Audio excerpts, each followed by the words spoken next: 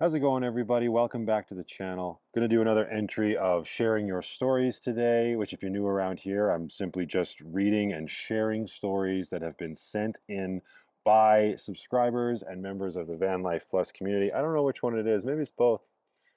I should just pick one and stick with it, though, I guess. Um, I'm able to do this a little bit more comfortably outside now because one of those awesome subscribers and supporters sent me a very fancy cushion for my bottom. So it's not that warm on this very cool picnic table. I am going to close my gloves though because it's a little nippy out here. But yeah, without any further ado, let's just get straight. Let's just get straight into it. It is cold out, so I might have to go a little slower. We'll see. Uh, but this first story is sent in by Something Greg. How you doing, buddy? Greg writes in, he says, "Dear Matt, your Van Life Plus channel rocks. My wife and I look forward to your content on a daily basis. I wanted you to know how much we appreciate the time and effort that it takes to keep this channel going. I know that especially on bad days that we can both come home together and you will boost our spirits. My wife especially loves seeing the cats. Please do not change." I'll do my best, buddy. I don't have any plans on changing, but um, I'm sorry I'm not able to upload every single day, but I think that's okay, at least for now. He continues, "Any case, my story is about the spring chicken. What am I talking about? Well, in August of 2005, I was in the military and I got orders to Germany. A friend of mine let me borrow her maroon 1991 BMW 316i as a loaner set of wheels for me to get around. Looking at the car, it was definitely past its prime. It was covered in rust, it was missing a hubcap as well as an oil cap, a front headlight was out, permanently, one side of the front grille was missing, and it looked as if it had seen better days. The driver's side window would not roll down, and the manual crank for the sunroof fell down in my lap while it was once being driven. When taking the car out on the autobahn, it struggled to get up to the speed of 100 kilometers per hour, 60 miles per hour. Other drivers would pass me angrily, honking their horns, giving me looks like I was out of my mind. After all, the autobahn is designed for speed, not comfort. I jokingly called this car the spring chicken because it wasn't one, and it showed. Its only saving grace was that it had a functioning CD player in 1991. Wow. So I could blast. I guess it could have been an aftermarket one. Sorry. So I could blast whatever death metal I was listening to at the time. An eyesore on wheels is an understatement. I soon got my own car, a Volkswagen. And about that time frame, we had a new troop arrive to our duty section. His name was Dave. Dave and his wife also needed a way to get around town, so I asked my friend if he could use the spring chicken. She agreed. She even took it a step further and tried pawning it off on him free of charge, since she knew that getting it repaired in order to pass the German inspection standards would cost more than it was worth, and Dave reluctantly agreed. From that point on, the spring chicken became a joke in the office, a total POS car that was so bad it was good. It was akin to that one song by Adam Sandler, and we both knew it. It was a real hoot. Dave and I would take the car around during our lunch breaks as well as on weekends. We'd even go on beer runs together and get pizza, doner kebabs, or McDonald's. We wanted to get the word spring chicken painted on the roof of the hood in the AC/DC style font with lightning bolts on either side of the lettering and include a stencil of a muscled rooster with a menacing grimace on its face. We wanted it to become the thing of legends. Unfortunately, we never got around to painting it. Our military duties took priority, and we also got sidetracked by everyday life as we know it. Dave's wife wasn't having it either. She was embarrassed that we loved driving around in this bucket of bolts and didn't want any more attention drawn to ourselves than we had already welcomed. It did, however, get a paint job of sorts during Hexenach, the German equivalent to Halloween in the United States, when a neighborhood vandal spray painted the words F you in big silver cursive lettering on the passenger side of the car. Dave drove it onto the airbase, getting stares from the gate guards as he had to explain what had happened. A quick bottle of turpentine removed most of the profanity. A short time later, it was due its annual inspection, but nothing could save it. It was time for the spring chicken to go to the junkyard in the sky, so we gave it a tearful farewell, not really, It ended up being sold to a local auto house for spare parts. I joked that we should give it a Viking funeral as a proper burial of sorts, only setting a car ablaze goes against most environmental laws here in Germany, and there wasn't a nearby body of water large enough to shove the spring chicken into in the first place. If you're going to do a Viking funeral, then do it right, I say. I did pay tribute to the spring chicken in my own special way when my German teacher had our class do oral presentations during the semester. Sorry, the ice was cracking and distracted me. I put together a poorly crafted PowerPoint presentation with stick figures drawn using Microsoft Paint, explaining how awesome the spring chicken was. I ended up getting a B as a grade and was completely proud of myself. Looking back, I wish I had taken photos of the spring chicken at the time, but that never happened. I was just living in the moment, enjoying one day at a time. Now, from time to time, I will see the occasional BMW 316i and think back to what an awesome car the Spring Chicken was. If you're lucky enough to drive a rust bucket, then cherish every moment like I did with the Spring Chicken. Well, this wasn't exactly about van life or life on the road. I'd like to think that it somehow ties into that whole experience. I hope you enjoyed my story, and I wish you continued success with your channel. Sincerely, something Greg. Dude, that was so cool. I'm so happy you shared that.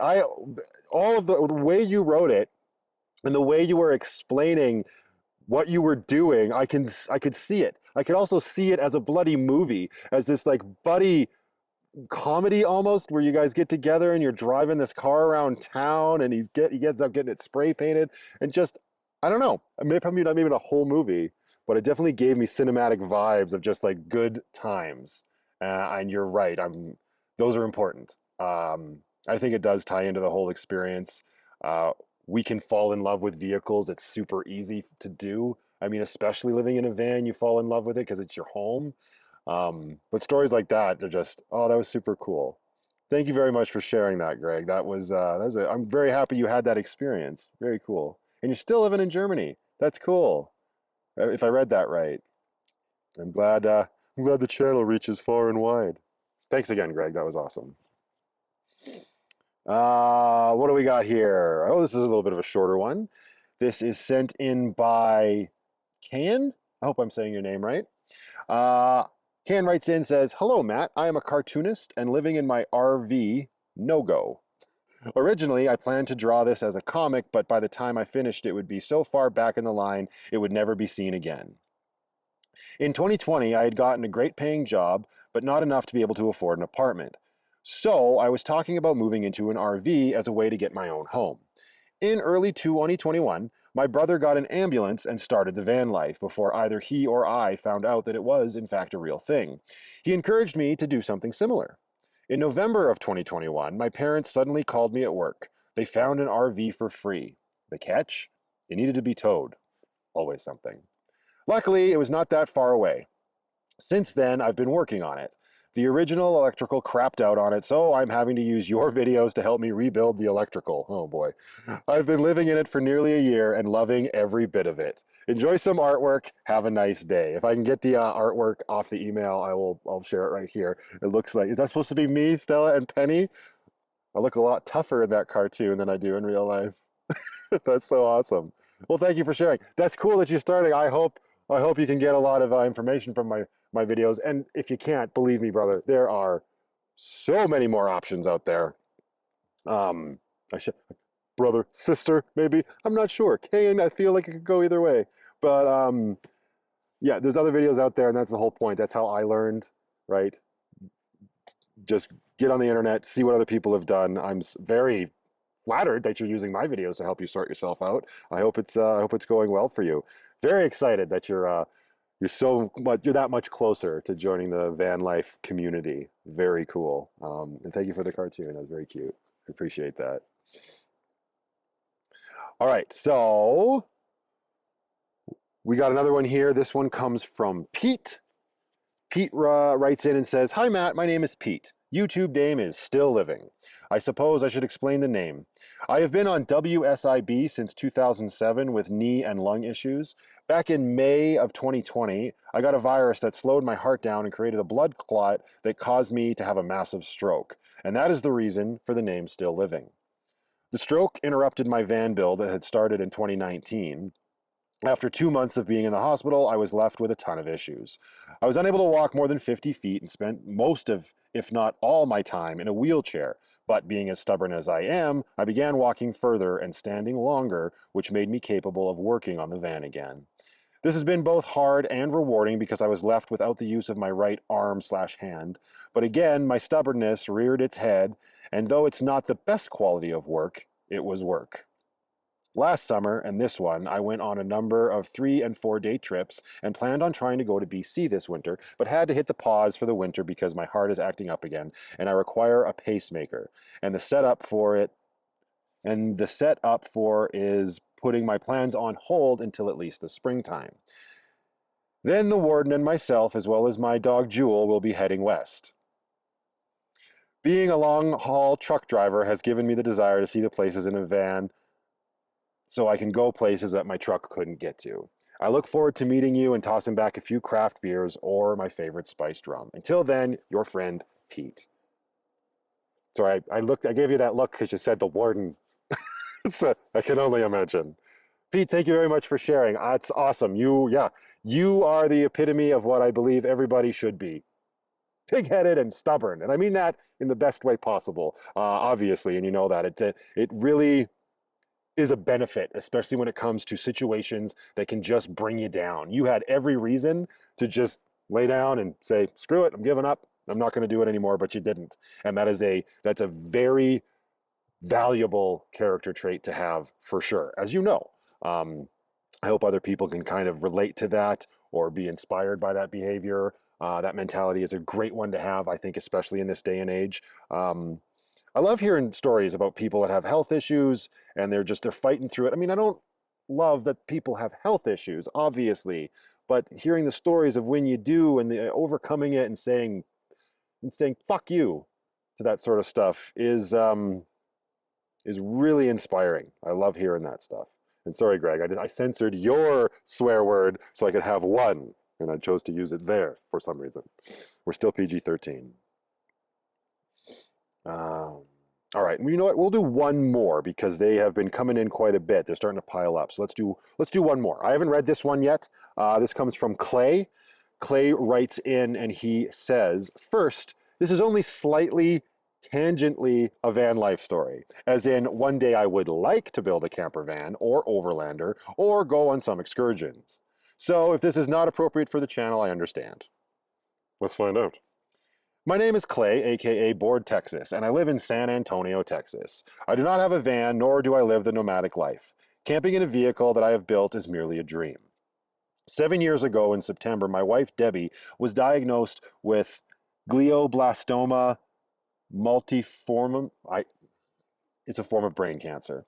This is an incurable cancer. She only had a 1% chance of surviving 5 years. 4 years ago, July, the chemo caused her to have a stroke and the chemo was stopped. Camping is, therefore, not an option. She, by the way, is doing as good as could expect. She is able to stay home alone while I am at work. She can walk around the house, and I have learned to speak stroke. That merely involves rather intense games of 20 questions.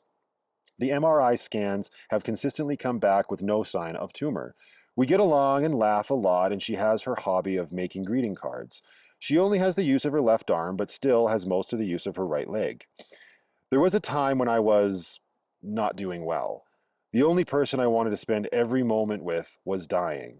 In 2016, I thought she was not going to make it to Christmas. There was no reason to be, well, alive. I created my own therapy and got through it. Part of the therapy at the tail end of that was the discovery of Vanlife videos. Those led to Chrome, and he led me to you. I have said many times in your chats that I don't watch for the van life. I watch because of you. Come on, Matthew. Sorry, dude. The personal ways that you and some others are on video makes me feel like I am visiting with a friend. I never get to do that. I take care of Debbie. There is no me time that involves other people. There is a music band that I credit with saving my life, literally, but you and Chrome are one or two others. Keep me on the road I need to be on. You all have taught me to just do it. So I bought a motorcycle that I have wanted for a long time. One day when we get caught up a bit, I will buy a van or some other vehicle to convert to a one-person camper. Yes, I am in the unenviable position of having to make a plan for what I will do on the day I wake up alone. A camper van is part of that plan. Not trying to be depressing, just wanting to let you know, Matt, that you play an important part in my life. I should have read this before, and I want to let everyone else know that you need to be here in order to be happy. Taking that other route won't help anyone. If you find yourself even thinking about it, find someone to talk to. Find something that you love that isn't associated with the things you think are bad in life. But don't go it alone. I did that and absolutely should not have. I let the stigma keep me from that, and it almost didn't work. The story is over. I'm going to read this part anyway. Well, hang on.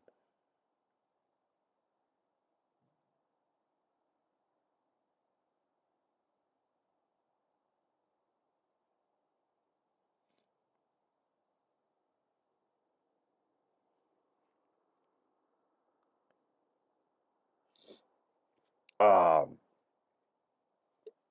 he just says, there, done. I hope the story's over. I hope this drives home how much you mean to some of us. For the record, my Instagram has Debbie's cards on it when she makes them. There is other stuff of mine, but that is usually just me tinkering on stuff. Find that at Duggar Clay.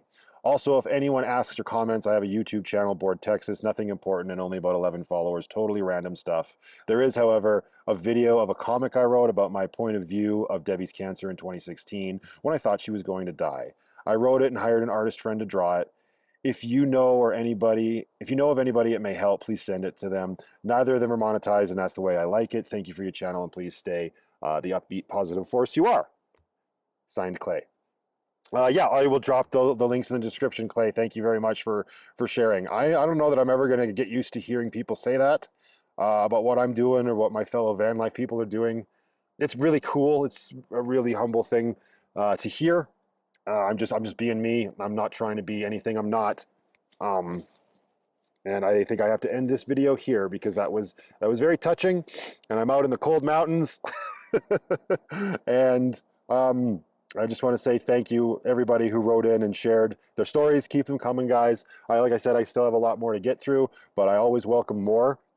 If you would like to share your stories with me and would like to have them read on the channel, please send them into vanlifepluscontact@gmail.com. And until the next one, you guys, just go out there, be happy, be creative, be yourselves. Most importantly, be positive. And I'll see you all in the next one.